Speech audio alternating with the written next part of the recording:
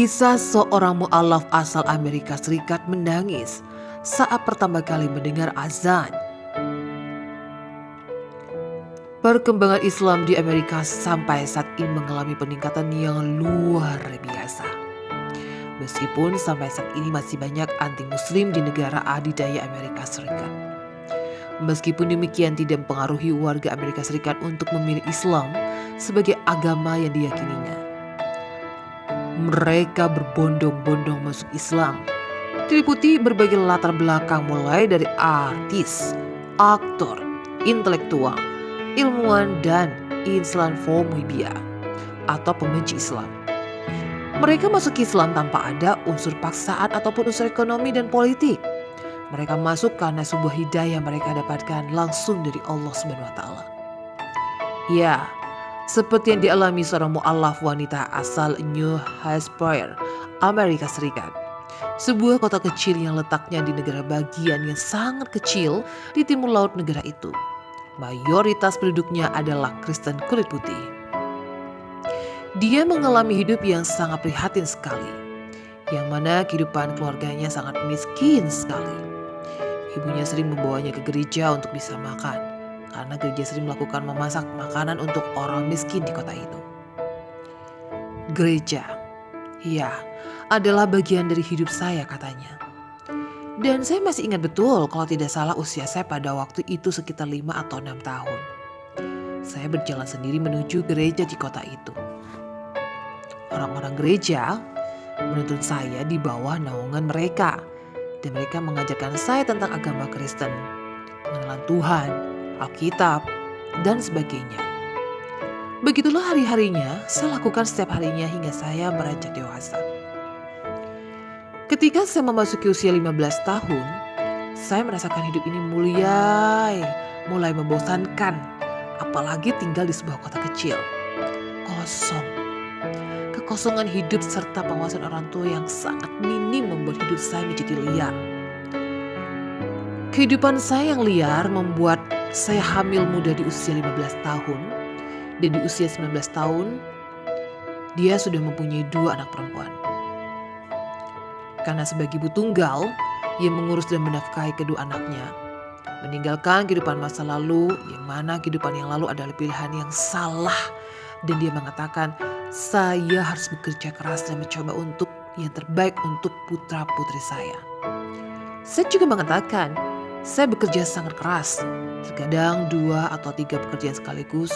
Meskipun sudah kerja keras, namun kami masih kekurangan. Perjalanannya menuju Islam diawali sebuah peristiwa 9 September yang menewaskan ratusan orang di gedung WTC, Amerika Serikat.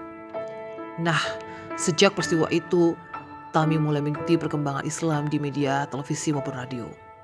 Dia sangat serius menonton berita mengenai Islam dan di radio. Meskipun dia mengetahui tentang Islam di media, televisi, dan radio, tapi pada kenyataannya dia belum pernah bertemu seorang muslim atau bertatapan muka langsung dengan orang muslim. Dia menduga seorang muslim adalah orang Arab. Satu-satunya informasi dia miliki adalah apa yang Fox News katakan dan apa yang Fox News tujukan kepadanya. Informasi sepihak ini yang dia dapatkan dari Fox News menganggap dirinya lebih mengetahui tentang Islam dibanding dengan yang lain. Dia menyadari bahwa dirinya sama sekali belum mengenal Islam. Seiring waktu berjalan 20 tahun kemudian, kedua putrinya baru saja lulus dari sekolah menengah atas. Seperti biasa kehidupan di Amerika, setiap anak yang sudah lulus mereka ingin sekali memiliki kebebasan di luar aturan orang tua. Kedua putrinya sudah memiliki pekerjaan tetap dan mereka memutuskan pindah ke apartemen mereka sendiri. Setelah kedua putrinya pergi meninggalkan rumahnya, kemudian mulai terasa sunyi. Tiada teman curhat dan tiada menyiapkan makanan untuk kedua putrinya. Untuk membuatnya depresi berat dan kehilangan pekerjaannya. Di saat mengalami depresi berat inilah dia mencoba mengisi kekosongan rohani dan membutuhkan arahan dari orang lain. Saya menghabiskan waktu di ruang obrolan Kristen dan Muslim berharap menemukan bimbingan. Tidak membutuhkan waktu yang lama dia mendapatkan teman curhatnya dan secara kebetulan dia adalah seorang Muslim. Saya mulai menceritakan kesulitan saya kepadanya.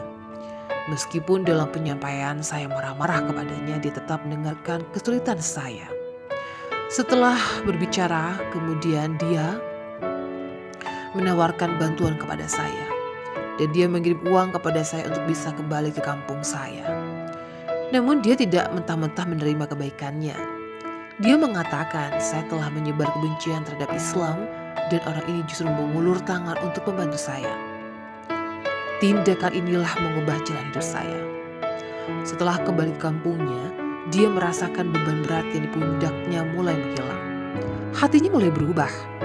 Saat itu dia mulai menonton video-video tentang Islam, khususnya kisah-kisah mu'alaf. Dia menyadari betul bahwa dirinya setelah menilai tentang Islam dan Muslim semuanya salah. Perlahan dia mulai memahami Islam dan bisa menerima Islam. Sebulan kemudian saya menjelaskan kepadanya, yaitu Muslim, bahwa saya sedang belajar tentang Islam. Dan obrolan itu dia mengundang saya untuk datang ke Mesir, tempat asalnya. Tanpa ada keraguan dia berangkat ke Mesir. Setiba di Mesir saya sangat kagum. Mesir tidak seperti yang pernah saya alami sebelumnya. Dia menangis setelah mendengar azan di Mesir. Dilihatnya orang-orang berdoa di jalan-jalan, di toko-toko, dengan orang lain dimanapun mereka berada, mereka berdoa. Dia menangis menyaksikan itu. Mereka tidak malu dengan kasih mereka kepada Tuhan. Aku ingin itu, katanya.